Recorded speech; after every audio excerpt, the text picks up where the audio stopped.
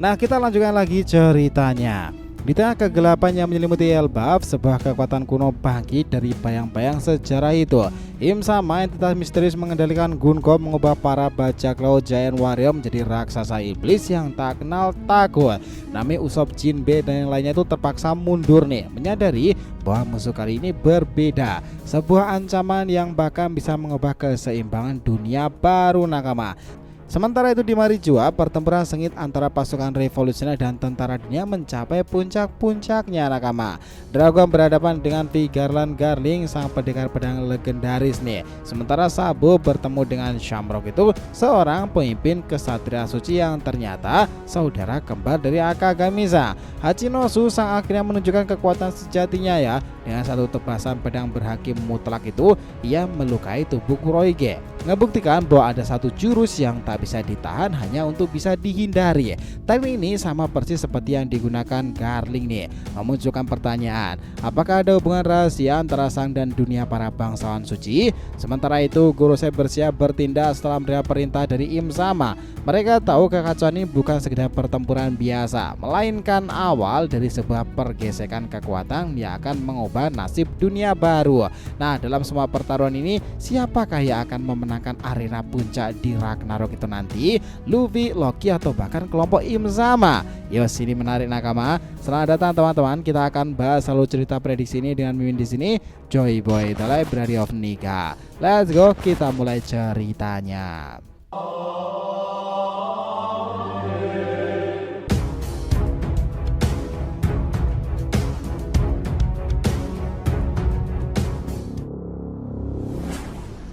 Oh ya, biar terus bisa berinteraksi dengan kalian, subscribe dan bantu ramein video ini ya nakama. Selain Joy Boy The Library of Nika untuk One Piece, jangan lupa subscribe 3 channel kita yang lainnya tuh, DRT Widiati untuk solo leveling dan Boruto 2 Blue Vortex serta manga lain, Saga Boruto 2 Blue Vortex untuk tema fan fiction. Sementara Tsunade Odyssey nanti kita akan review versi bahasa Inggris ya, anime, manga dan juga manhwa lainnya. Jadi kita tunggu kalian juga muncul di sana pula ya.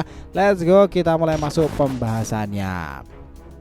Nah, jadi nakama, kejadian di Elbaf benar-benar berada di titik gentingnya ya. Nami, Usopp, Jinbe, Brook dan Robin akhirnya berhasil meloloskan diri dari belenggu para kesatria suci. Beban yang mengekang kini terlepas, tapi belum ada ruang untuk bernafas lega. Langit yang menggantung di atas mereka masih dihiasi oleh bayang-bayang ancaman. Apalagi ketika Gunko dirasuki oleh sosok misterius Im Sama. Dari tubuh Gunko kini lahir pasukan raksasa iblis yang menebarkan teror di seantero Elbaf. Terdiri dari para bajak laut Lion Warrior yang telah kehilangan kesadarannya, para bajak laut Giant Warrior lainnya, dan juga sekutu-sekutu Elbafnya. Robin dan kejernihan pikirannya mengusulkan untuk mencari tempat aman, bukan karena ingin lari, melainkan demi menyusun strategi yang matang. Situasi ini terlalu berbahaya untuk dihadapi dengan langkah gegabah, bahkan terlalu banyak yang bisa dikorbankan bila satu saja kesalahan terjadi. Di sisi lainnya, Usopp tenggelam dalam kesedihan. Air matanya bercucuran bukan hanya karena kehilangan, tapi juga karena kemarahan. Terlintas dalam pikirannya bahwa Chidori dan Brogy, dua raksasa sahabat yang kini justru menjadi musuh mereka. Betapa tidak terbayangkan bahwa dalam waktu sekejap mereka berubah menjadi iblis di bawah kendali kekuatan gelap pemerintahan dunia. Nami tak tinggal diam, ia minta Usopp mengendalikan dirinya dulu. Belum saatnya tenggelam dalam kesedihan Usopp. Ada nyawa yang harus diselamatkan, termasuk nyawa mereka sendiri. Namun saat mereka mencoba pergi, langkah mereka terhenti. Salah satu anggota Giant Warrior telah berubah menjadi raksasa iblis, kini berdiri menghadang. Wajahnya yang dulu bersahabat kini dipenuhi kebencian dan juga kehampaan tuh. Pertempuran tak terelakkan. Jinbe menghentakkan teknik karate manusia ikan, menghasilkan gelombang serangan yang mematikan pula. Nami menggandeng mengeluarkan teknik Zeus dan melepaskan petir besar dari langit. Usopp dengan pop greennya menembakkan peluru uniknya. Robin menciptakan tangan raksasa, sementara Brook meluncurkan tebasan dingin penuh es. Serangan gabungan mereka begitu dahsyat hingga raksasa itu pada roboh. Kemenangan itu semua karena belum lama mereka pergi, sang raksasa sudah berusaha bangkit kembali. Jelas ya, di sini Jinbe menyadari kenyataan pahit itu. Jika satu raksasa saja sulit dikalahkan, bagaimana mungkin mereka sanggup menghadapi semuanya? Kuncinya hanya satu, kalahkan Gunko, sumber dari semua kekacauan ini. Tapi Gunko kini bukan lagi Gunko yang dikenal sebelumnya.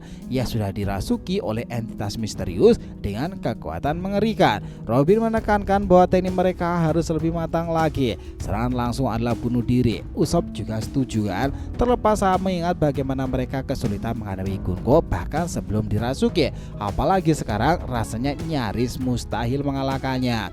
Nami menggerutu di sini. Di saat krusial seperti ini, Luffy, Zoro, Sanji malah tak terlihat. Lagi-lagi para kru bajak laut Tobi Jeremy menggantungkan harapan pada trio monster kan. Elbaf seharusnya jadi tempat peningkatan kekuatan, bukan medan perlarian. Sementara di tempat lain, Franky, Bonnie, dan Lilith merenung nih. Franky mengeluh atas perkembangan situasi yang makin gila. Lilith juga teringat sesuatu dari memori Vegapunk. Dia pernah mendengar tentang kekuatan kuno yang bisa mengubah manusia menjadi iblis, sama persis dengan yang terjadi di Elbaf-nya. Kekuatan ini bukanlah dongeng biasa dan Robin juga tahu soal itu. Lilith yakin kekuatan itu berasal dari entitas jahat yang seharusnya sudah lama punah. Tapi ternyata itu tidak loh nakama. Franky teringat akan mural kuno di pohon Adam. Mural yang menggambarkan sosok misterius yang memegang simbol matahari dan dikeroyok oleh berbagai ras. Seketika segala teka-teki mulai terhubung lagi. Nah di sini Franky itu yakin betul ya, mural itu adalah kisah nyata dari masa lalu, bukan khayalan anak kecil. Bonnie merasa bingung, tidak tahu harus berbuat seperti apa. Bertarung jelas beresiko tinggi, tapi membiarkan keadaan pun akan berujung bencana kan. Franky menyarankan agar mereka mencari kru yang lain. Persatuan kini lebih penting daripada strategi aja. Di tengah diskusi itu, Lilith terhubung dengan para Vegapunk gabungan, Shaka, Edison, Pythagoras, dan juga Atlas yang kini menjadi satu kesatuan tubuh. Meskipun dalam satu tubuh mereka tetap memiliki kesadarannya masing-masing. Lilith segera melaporkan krisis yang terjadi di Elbaf-nya. Jauh di tempat lain pula, Marujoa sedang bergolak hebat tersebut nakama. Pasukan revolusi telah menyerbu menyebabkan kekacauan besar-besaran. Di halaman utama pertempuran sengit terjadi tuh. Dragon menghadapi Senvi, Garland, Garly. Sementara Sabo berhadapan dengan Shamrock dan ledakan serangan terjadi di mana-mana. Dragon mengarahkan kekuatan penuhnya. Angin yang dipadatkan melalui haki ngebentuk pusaran besar nih. Petir hitam menyambar dari pusat tornado itu, menunjukkan gabungan haki dan buah iblis yang sangatlah sempurna. Serangan itu menggulung sesuatu yang musuh dalam radius yang jangkauannya luas ya nakama. Tapi Garlic mampu melompat cepat dan menghindari semua dampak-dampaknya. Garlic melompat mendekat menghunuskan pedangnya yang berlapis haki itu. Dragon sendiri yakin dengan Kembun Sokuro haki tingkat tingginya ngebaca masa depan. Ia tahu jika mencoba menahan serangan itu dirinya akan terluka, maka ia memilih menghindar pula. Ini menegaskan satu hal, tebasan Garlic bukanlah main-main, hanya bisa dihindari bukan untuk ditangkis pula. Pedang yang digunakan Garlic itu diduga salah satu dari 12 pedang legendaris Saijo Owazamono nakama, sekelas dengan Kokuto no Yoru milik Dracul Mihawk. Kombinasi pedang, haki, dan teknik ngebuatnya menjadi ancaman salah mutlak. Di sisi lain, Pulau Hachinosu yang tak kalah panas pula, sang kembali ke medan pertempuran setelah memulihkan tenaganya. Kini dia menghadapi Kuroige dan juga Amino Jiryo. Sang menyalurkan haki ke pedangnya lalu mengompresikan ke dalam satu kali tebasan. Satu tebasan aja tapi secara mutlak nih. Ini berbeda loh dari sebelumnya. Kali ini dia tidak ngebawa energi secara sia-sia.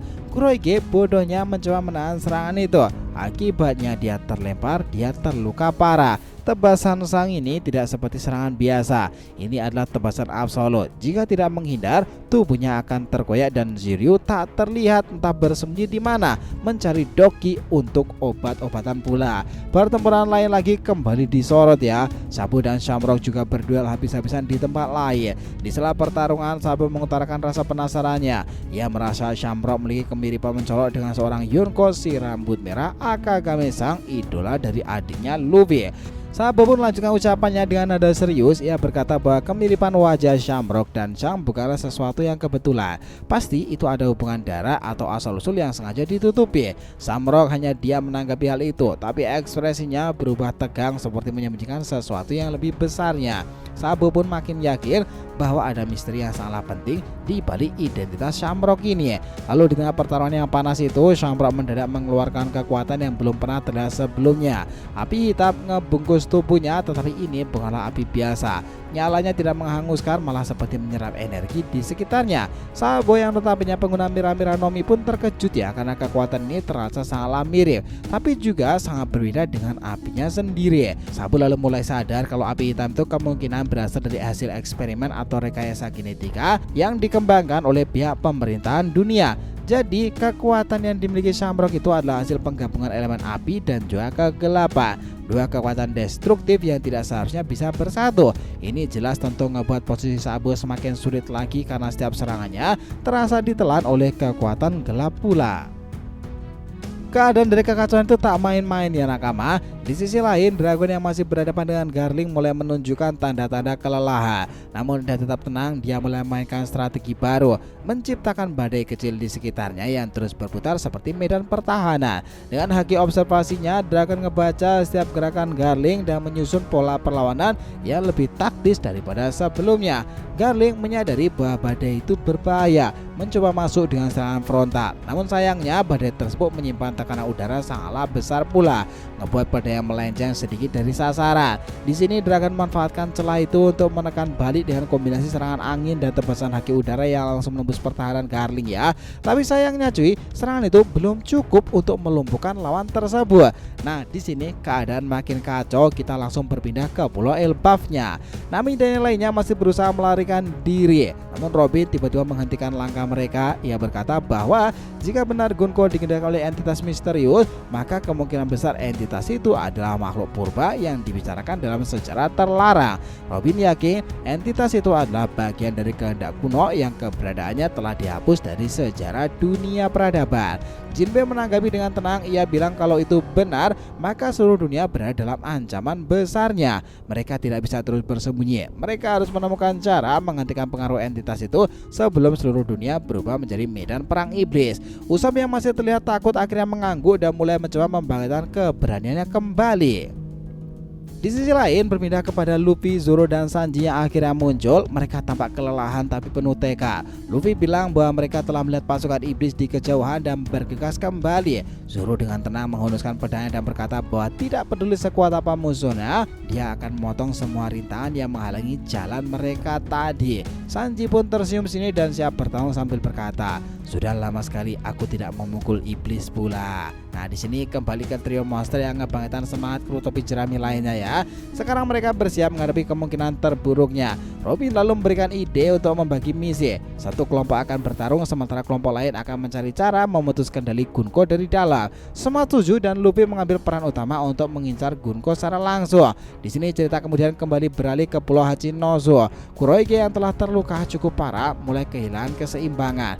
Dia sadar bahwa dia terlalu meremehkan Akagami. Sang berkata bahwa dengan tegas era bajak laut kotor seperti Kurohige harus segera berakhir dan diakhirkan. Dengan satu langkah cepat dia akan melompat ke depan dan menyiapkan tebasan pamungkasnya. Namun tiba-tiba ruangan di sekeliling mereka berubah seperti ada distor di dimensi yang muncul entah di mana. Sang dan Kurohige sama-sama terkejut. Dari kegelapan itu muncul sosok siluet misterius yang membawa aura tekanan luar biasa. Sosok itu tidak lain adalah entitas purba yang disebut-sebutkan sebelumnya. Makhluk dengan wajah tertutup dan dua bola mata bersinar merah menyala di tempat tersebut. Entitas itu menyapa mereka dengan suara yang sangat dalam dan bergema ya nakama, seakan-akan dia mengetahui pertemuan itu dan juga rahasia dari sejarah masa lalu. Apakah ini berkaitan dengan iblis pula yang juga ada di pulau tersebut, dan itu juga ada berkaitannya dengan kelompok Im sama. Semua kekacauan ini sekarang menjadi sekelumit pertempuran Ragnarok dan juga battle royale termana-mana kan nakama. Semua keadaan ini terkunci oleh kemungkinan besar yang akan terjadi. Itulah kenapa kalau kita bilang epilog ending kedepannya bakalan menarik jika seperti ini. Pertempuran Elbaf meninggalkan luka yang dalam. Usopp masih terpukul melihat Dory Broggy berubah menjadi monster, sementara Nami Robin menyadari bahwa mereka harus segera menemukan cara melawan Im sama. Tanpa Luffy, Zoro, Sanji, mereka harus mengadakan kekuatan sendiri ya. Sementara di Marijoa, meski kekuatan revolusioner berhasil menciptakan kekacauan, kemenangan sejati masih jauh di tempat itu. Sang sendiri sebelumnya berhasil memukul mundur Kurohige, tapi pertarungan itu juga belum selesai. Shiryu tiba-tiba menghilang dan di balik layar sendiri ada sosok yang yang mulai bergerak. Para Gorosei juga ikutan melangkah nih. Perintah Im-sama mengisyaratkan sesuatu lebih besar. Apakah mereka akan memanggil senjata kuno tersebut atau bahkan sang pemimpin tertinggi dari dalam? Sosok seperti Kong sendiri juga lama tidak ditampilkan ya. Apakah di Elbaf nanti dia akan muncul pula? Itulah yang menarik. Karena itulah nakama, kesimpulannya dalam 3 paragraf ini, chapter ini ada titik balik besar dalam cerita One Piece. Pertama, kita melihat ancaman baru yang mengerikan. Im-sama, entitas misterius yang mampu mengubah orang menjadi raksasa iblis. Kekuatannya begitu menakutkan hingga bahkan Robin Vegapunk pun mengenalinya dari teks-teks kuno. Kedua, pertarungan-pertarungan epik seperti Dragon versus Garling, Sang versus Kuroige menunjukkan level kekuatan baru di mana haki menjadi kunci kemenangan. Belum lagi Sabo dan juga Shamrock sendiri yang juga bertarung habis-habisan. Nah, keadaan dari kekacauan itu benar-benar luar biasa nakama. Sementara ketiga ya, masih ada kemungkinan bergeraknya para Gorosei pula. Selain itu, ketidakhadiran Luffy dan krunya justru ngebuat cerita makin menarik lagi. Kapan ya mereka itu akan benar-benar bertempur serius langsung menghadapi Gunko secara penuh itu? Yang pasti Oda sedang menyusun sebuah arc besar yang akan mengubah sejarah peradaban dunia baru. Dari Elbaf, Marijoa hingga Hachinosu, setiap tempat punya cerita yang paling menarik dan terkait. Kekuatan kuno, perseteruan legendaris dan rahasia keluarga Vigarland serta informasi-informasi yang berkaitan dengan sejarah peradaban lama. Itu yang jadi menarik di kisah tentang Joy Boy One Piece sekarang ini. Elbaf memulai panggung benar-benar lebih besar daripada Wano Kuni ya. Kalian sepakat tentang bagaimana penjelasan ini? Jadi itulah tadi pembahasan kita mengenai apa yang terjadi pada kisah Elbaf ke depannya. Terima kasih banyak telah menonton cerita ini sampai akhir. Jika kalian punya pendapat, langsung aja komentar di bawah ini dan kita akan usahakan respon, oke? Sampai jumpa di video selanjutnya nakama, dan Joy Boy Sang Nika telah kembali ke peradaban One Piece.